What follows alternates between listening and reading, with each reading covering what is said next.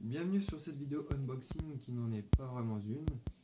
Ce sera plutôt une vidéo prétexte pour vous parler de l'histoire de Gun tome 2. Surtout pour vous donner tout simplement envie, encore une fois de plus avec la précédente vidéo, de lire, d'acheter ce bouquin qui n'est vraiment pas cher. Je l'ai précommandé et je l'ai eu pour 7 € en précommande. Bon, je pense qu'en tarif normal ça change pas. Mais c'est bon à savoir que la précommande ne coûte même pas cher. Et étant donné qu'on connaît la qualité qui va sortir, vous pouvez précommander tranquillement. C'est pas comme dans les jeux vidéo qui sont en alpha, bêta, dont on ne sait absolument rien.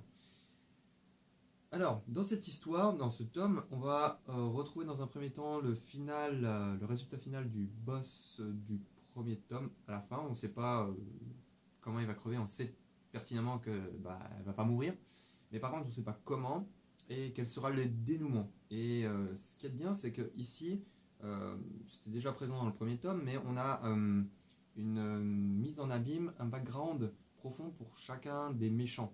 Les méchants sont tout aussi importants que les gentils. Et là, ça prend vraiment une ampleur monstrueuse, puisque le premier boss a tout un background monstrueux qui explique pourquoi il est devenu ainsi. Ensuite, on va retrouver un personnage qui est très important et qui sera vraiment l'histoire principale. Un personnage parallèle à Gali, c'est-à-dire qu'il partage plus ou moins les mêmes envies, les mêmes aspirations que Gali, à ceci près que lui, il est un peu, comment dire, innocent, c'est-à-dire qu'elle le voit vraiment, ce personnage, comme étant innocence pure et qui lui donne une motivation de se battre. D'ailleurs, elle va se battre pour cette personne. Comme c'est un manga qui est assez froid et dur, ce personnage va s'en prendre plein la gueule, je vous dis pas à la fin. Et on va retrouver un autre personnage, Zapan, que j'affectionne particulièrement. Il va revenir dans ce tome. Dans quelle situation, dans quel contexte, je vous le dis pas, vous allez tout simplement le lire.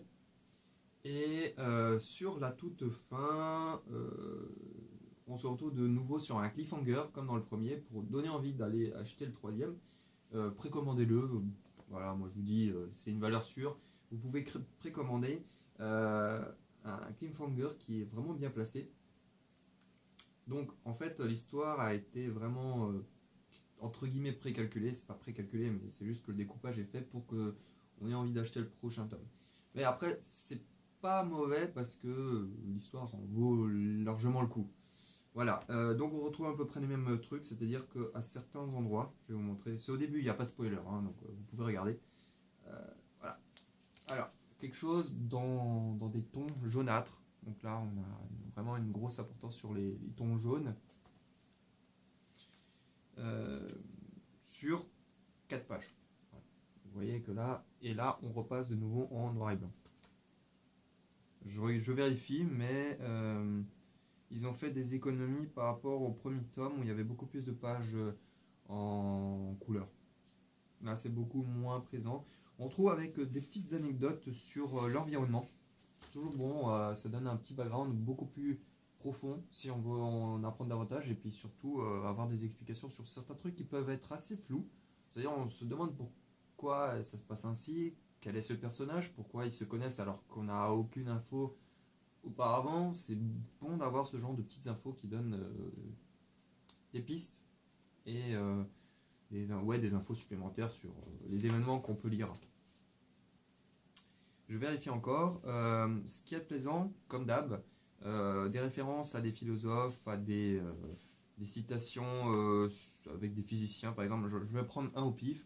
C'est au tout début. C'est pareil, ça ne va pas vous spoiler grand chose. Donc, ici nous avons une drogue qui s'appelle le lycanthropex. Drogue qui bloque la pensée pour laisser place aux pulsions agressives les plus primaires. Par le pouvoir d'autosuggestion, le consommateur, persuadé d'être un animal, en appelle à ses instincts bestiaux les plus enfouis au point de métamorphoser son apparence physique. Alors je ne sais pas si dans la version originale ça s'appelle ainsi le lycanthropex, mais bon, lycanthrope, vous voyez toutes les références au loup-garou. Voilà, c'est pas le gars qui l'a inventé, il s'est inspiré directement du terme déjà existant. et il les a replacés dans le contexte. Et même si on vous parle de loup-garou dans un truc cyberpunk, écoutez, ça passe crème. C'est très léger, c'est pas lourd, c'est pas, on va vous mettre plein de trucs dans tous les sens. C'est à ce moment-là, et ça montre aussi, l'auteur, il veut mettre en, comment dire, en combat deux idéologies. Par exemple, il y a cette histoire de bestialité, d'animalité, vs, vs le cybernétique, le robot, et mettre en combat, en affrontation ces deux idéologies dans un combat physique. Donc, ça permet aussi de voir l'état d'esprit de l'auteur et de voir ce qu'il aime bien, ce qu'il n'aime pas, ce qu'il adoube ou ce qu'il défonce. C'est plutôt cool.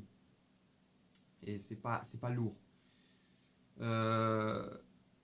Et comme d'hab, nous avons des personnages très profonds. Gali qui va être remise en question grâce aux personnages qu'elle accompagne. Donc voilà, c'est vraiment très intéressant, aussi intéressant que le premier. Je recommande, je peux pas en vous dire plus, sinon je vais commencer à spoiler à mort. Ça coûte pas cher. Vous pouvez, il me semble, commencer à précommander le 3, ce que je vais faire d'ailleurs. Et voilà, je vous invite à le lire. Premier tome, deuxième tome, et je ferai aussi un unboxing pour le 3, bien évidemment.